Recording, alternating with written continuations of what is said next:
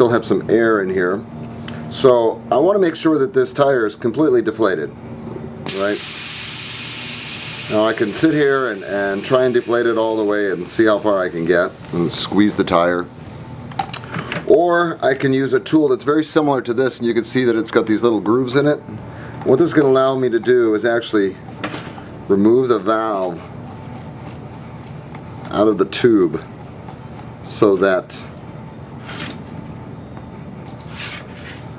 you can see now I'm not going to have any restriction as I squeeze this tire.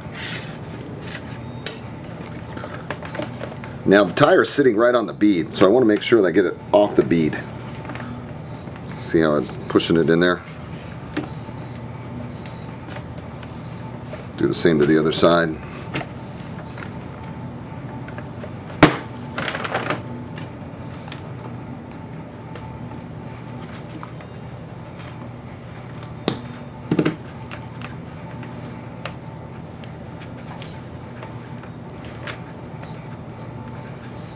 Now, you saw how I just tried to muscle that, right? I just kind of like really tried to squeeze all that, and it became quite difficult.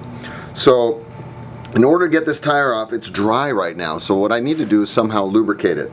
Now what I've got mixed in this little contact lens solution is about 50% Dawn dishwashing liquid and some water. So I get, unlike what, pretty much like what you see at a car dealership, so where they'll go in here and lubricate this up, right? But I'm going to be pulling the tire off of this side, so put some juice in there. So I could use this. That's one method if you want to go a little bit cleaner. But what we've found that works better is a silicone spray. The silicone spray will evaporate when you're done using it. Of course, you want to use it in a well ventilated area. But I'm going to take it and get it in there. So when I go to remove this tire, first thing I want to do is I want to squeeze these two beads together. There's a V shape on the inside of this rim, and I want to get these two beads closest to that, so you can see that as I start to pull that, and I'm starting from the valve end, I take my lever, my blue lever, and you see the shape of this lever here. I'm going to reach into this and grab the edge, right? So you can see that I'm now coming over the edge. Then I'll place the tire perpendicular, hold my thumb over it, and move my hand forward, working it.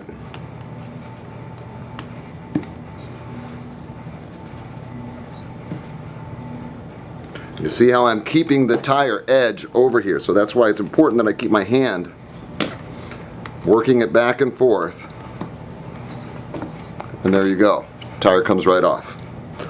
Now the next step is to remove the inner tube. And since I don't have any air in this tube, it's going to make it a little bit easier. And then when I go to take the last part off, I want to just basically pull it over that edge. I'll take my tool here, help me get some leverage, and pull it apart.